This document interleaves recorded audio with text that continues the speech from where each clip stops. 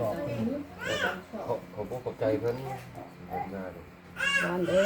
อย่าเกะดิ้นเด้อ ทานน้ ขอให้เพิ่นดีๆมีแห้งเด้อเพิ่นสุขกายสุขใจเด้อเจ้าค่ะ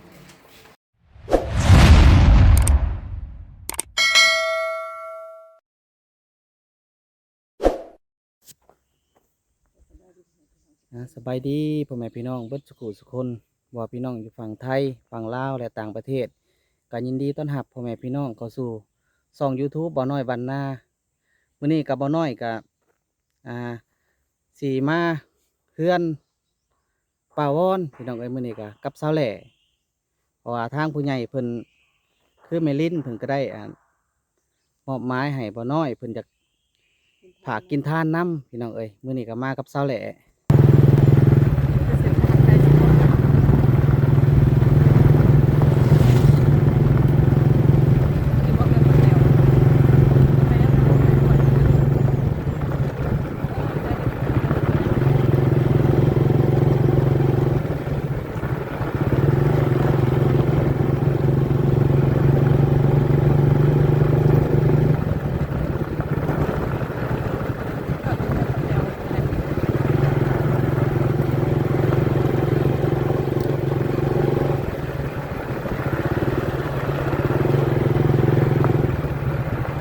ฮอดแล้ว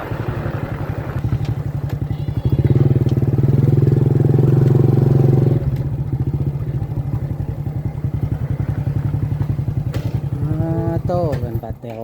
งามแท้ลูกติ่งนี่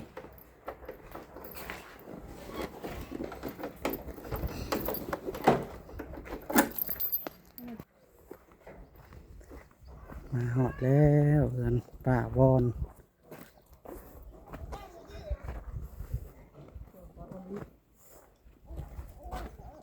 สบายดีลุง สบายดี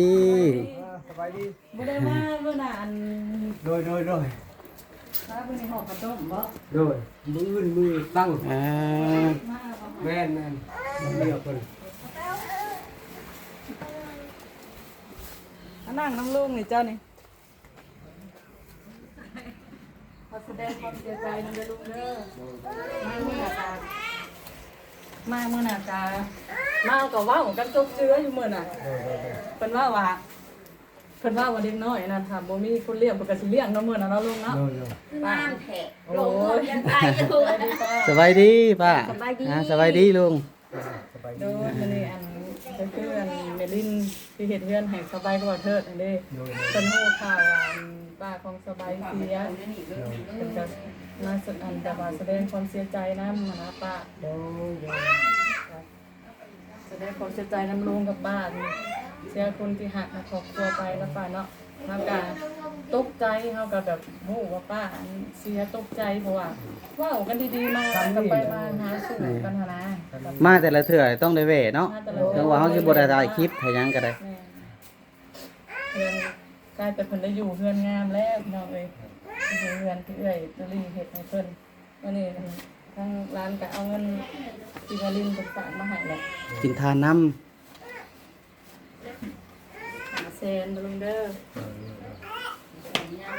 บอกขอบอกขอบใจเพิ่นเพิ่นมาเลย นอนเด้ออย่าเกะดิ้นเด้อ ทานน้ ขอให้เพิ่นดีๆมีแห้งเด้อเพิ่นสุขกายสุขใจเด้อเจ้าค่ะไปสู่โลกหน้าก็ขอจะเป็นสบายสันทาบ่เป็นห่วงเป็นใยก็อยากเพิ่นเบิ่งบ่แย่งจ้าถูกคอยเพิ่นมีอายุมันยืนเด้อเกะดินนกเสร็จแล้วทอดเสร็จแล้วถูกโอ้ยตาเด้อเจ้าก็สู้ๆแล้วลุงเด้อ โดย สู้เป็นแข็ง โดย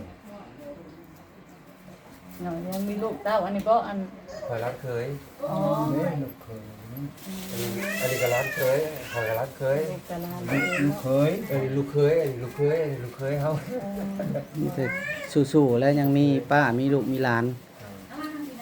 แข็งนะลุงตะลุงเอ้ย อันนี้แล้วเวลายามเป็นเรียกเป็นงานกับลูกเต้าลูกร้านขอร้านเคยก็มาตุ้มกันได้นี่แหละเป็นเรียกเป็นงานที่ว่าก็ตุ้มหุ่มกัน เหนื่อย นี่ เนาะ อย่าง แบ เงี้ บนี้เพิ่นก็เป็นทุกข์ยากคือไม่ป้ากันนี่ก็ได้ย้อนเพิ่นแล้วไม่เห็นเดือนอีกชาติไหนเพิ่นนี่ก็ถูก ลูกหลายเก่าคน10คนหาเสาเงินกับการอยู่นู้นนั่น เราดูอะไรดูในเมืองถือว่า โดยถูกกันแล้วเงิน คือทุกคนก็เช่าเพื่อนอยู่ในเมืองพุ่น นี่ ไปเที่ยวก็ โดย ลูกก็10คนนั่นแหละ ลูกกับกระปังกระปี้ เช่าเพื่อนอยู่เดียวก็ใช่กันแหละ 10 คนแล้ว ลูกหลายอีหลีเนาะ โดย มื้อนี้เป็นมื้อสุดท้ายบ่อันป้า บ่วันที่นี่ตั้ง ตั้งวิธีตั้งวันจันทร์ตักบาตร มา ตัก เป็น บา บา ต ท ร แต่วันจันทร์ตักบาตร วันจันทร์ตักบาตร เอาไปสามคำสาม แบบแล้วก็แจกเลยเนาะแล้วก็แล้วเลย ตั้งแต่มีเครื่องซื้อของมากระเทียมไว้ยังบ่พอ ทั้งเฮาก็เฮ็ดขอบพระคุณน่ะนะเฮ้ยก็คล้ายๆกันนั่นแห วั ละ นนี้กับโบเห็นแล้วพี่น้องเอ้ยตะเก่าก็เห็นนั่งว่าสบายดีกับคำอวยพรนะกับบ่ได้ว่าได้มาแต่ละเทื่อก็สิเห็นเพิ่นป้าวันนี้ก็เห็นแต่คนงามคนดีเหลือแต่ความคิดฮอดเนาะ โดย แต่เรื่องความทรงจำ เฮาก็ได้เบิ่งแต่ในคลิปตอนมาขึ้นเฮือนน่ะเนาะเราก็อวยพรคักได้ป้าอ่อนก็ได้ เห็นแล้วก็คิดฮอดเพิ่น บ่ คิด แปล ถึ ก ง ก็ คำ ไปตลาดก็ไปแท้ๆใด เพิ่นนะ ไปแล้วก็ไปกับข่อยนี่แหละขี่รถซาเล้งไปก็ไปก็งามได้ก็เอาร้านผู้น้อยไปนำเพิ่นน่ะบ่ได้อุ้มดอกให้เต้นน้องนี่ละอุ้มเพิ่นก็ข่อยก็ให้จักสิเอาไปยังกูก็เมื่อยว่ะมึงรถนั่งเซยอยู่ก็บ่ปากถ้ากูไปแน่กูจะไปแน่กูอยากมีเงินอยากทำกูอยากซื้อกินเขาก็บ่เคยมือสิตายเห็นหัวสิอีกสอนมือสิเป็นค่ะ อืมโดย โด โด ย ย จะเอาไปแล้ว มียังกามีเงินไปซื้อกินจนเราก็ตายว่ะ โดย นี่อยู่ไหนเลย คือว่าแปลกเขาคือใจ อันนี้เฮือนอันลุงเฮ็ดเฮือนอันนั้นน้องแต่พี่แล้วเนาะ โดย จังซี่นะ แล้วยังแต่เงินครัว เฮ็ด เงิน ช่อ ครัว บ่ เพ ล ราะ ง ว่า กับอีทฮะ แล้วแล้วเงินใหญ่เลยได้เงินอันนั้นแล้วก็ไปเที่ยวไปจากตลาดได้ ไปกับเพิ่นฮะ โดยไปซื้อกิน เที่ยวไปจากตลาดไปตลาดไปหาซื้อเนี่ยกินมากิน จะ แล้ว กิ ก็ นแนวแซ่บๆนัวๆไปนี่ ลงไปแล้วก็ให้คอยจูงเข้าตลาดแล้วก็จูงห่างอยากได้หยังก็ซื้อเอาเลยแต่เงินตอนนั้นเที่ยวไปตลาดดูมือสิเป็นน่ะก็ว่าหัว เฮาตกใจเฮาเบิ่งคลิปบาอุลินี่แหละสิมาเบิ่งให้ ตอนแรก ตอนแรก ทำนี่แหละทำนี่ ต่อเถิดมาคนลง บ่เทิดมาให้เวียกอยู่บ่เพราะว่ามื้อหน้าบ่น้อยมาส่งเพิ่นให้บอกเพิ่นว่า มาอยู่มาในเฮือนคอยแล้วเว้ามาในเฮือนแต่มันยังบ่มีเวียกเฮ็ดเด้ โดย เพิ่นแล้วเว้าเถิดเป็นนี่ไปกินข้าวเปียกเอาบ่กล้าไปเอาบ่กล้าไปมื้อบ่กล้าไปก็บ่เป็นหยังแบบมีหยังมีอยากกินข้าวบ่ขอเกาข้าวอันน่ะไปให้กินแล้วมื้อตั้งแจกลงไปเซาเวียก โดย ข้าวนั้นอยู่เรือนน่ะบอกเถิดเอ้ยว่า เมื่อแล้วเมื่อซอยเวียกเด้อบริเวณคนอื่นได้ป้าลุงไปป้าลุงเจ้าเพิ่นซัพพอร์ตซัมแม่ได้เฮาก็บอกเพิ่นน้อหอมกก็เอาเงินให้ นี่แหละคนไปบ้านกับมานี่กับมือ ให้ไปซ เอา อย ไปได้มื้ออื่นจะยึดเพิ่นมาซอยจักแล้วมื้อมามื้อนั้นเพิ่นก็ เดี๋ยวร้านสิไปหาเพิ่นอีก โอ้ย ตีรถไปหาเพิ่นอีกได้บ่เด้อ ดูว่าเพิ่นอ